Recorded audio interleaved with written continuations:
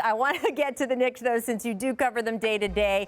They lost to the Celtics last night in a close game. That's their second straight loss by 2 points. So they've now lost 5 of 6 overall, but a lot of them have been close. The Celtics and Knicks were tied for 7th in the East entering last night. So now Knicks are at 8, squarely in that play-in tournament range. So, Monica, for you, what would be defined as a successful season for this Knicks team? The answer simply for me, Rachel, is if the Knicks return to the playoffs. I mean, the fan base loved when they were sitting up at 4th in the standings. But, prior to the All-Star break, we kind of knew that the worst part of the schedule, or the most challenging, I should say, was coming after the All-Star. And I think that's what we've seen. But I also think you can't overlook the absence of Mitchell Robinson, who was making tremendous strides before the foot injury and then the hand injury that now has him out for the remainder of the season, particularly when I think about last night's loss. They needed somebody to give them a little extra oomph and energy in terms of the glass. And down the stretch, they just needed to be able to make big-time shots, and they came up short. But what I love about this team is when you talk to Julius Randle, you talk to R.J. Barrett, they all say that we are doing things the right way, and we believe in Tibbs, and we believe in one another. So I think this team will be a playoff team this year.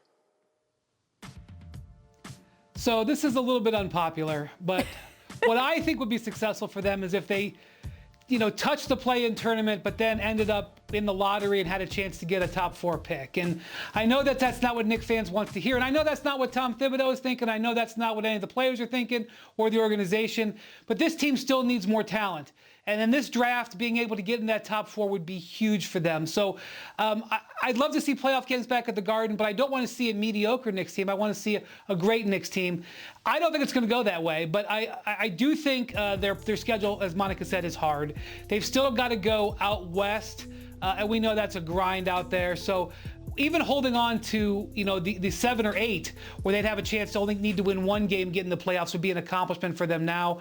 I know that it wouldn't be popular if they slid down to 10, but it might be not such a bad thing after all. I mean, look, for me, and I've been saying this for months, the win-loss record at all kind of doesn't matter to me when evaluating how successful their season has been. They are clearly building something in New York, and they are doing it the right way. I have not been able to say that sentence in a very, very long time. So this is success. This is how a franchise pulls itself up. And honestly, whatever the final numbers are, whether they're in the play-in, whether they actually make it to the playoffs, whether, as you say, Brian, they are into the lottery and end up getting a pick there, it's a success to me so far. It would take a lot to derail it, for me at least, at this point. I want to move on to the Minnesota Timberwolves, though.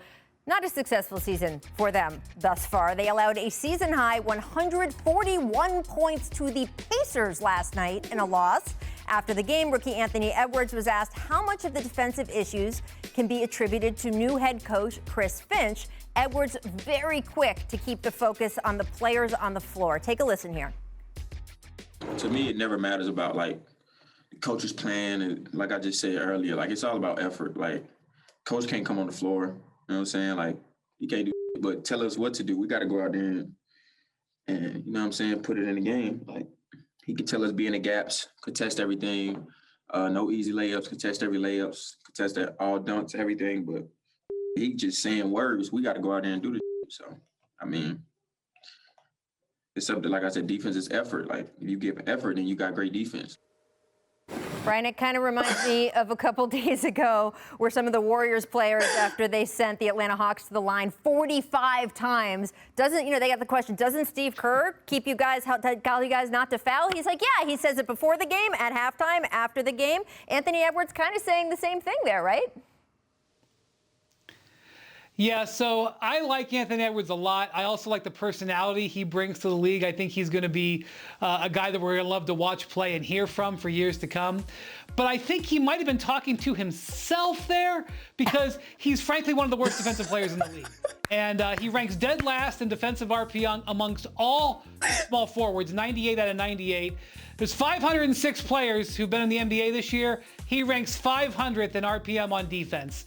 So, yes, the Wolves are a bad defensive team. He's the worst defender on the worst defensive team. So he needs to take his own advice, I guess, starting immediately. Monica, you're laughing through that whole full screen there.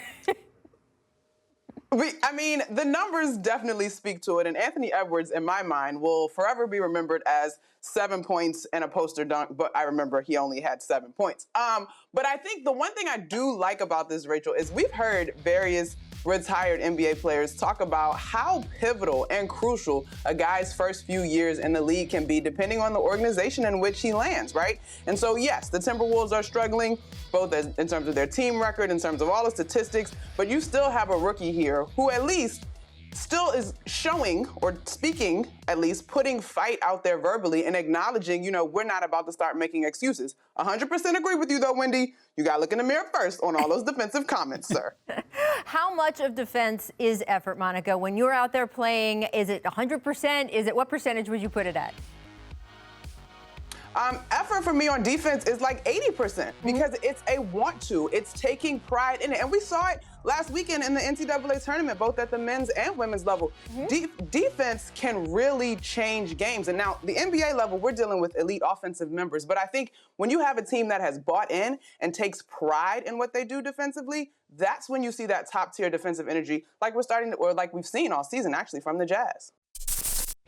Thanks for watching ESPN on YouTube. For live streaming sports and premium content, subscribe to ESPN+.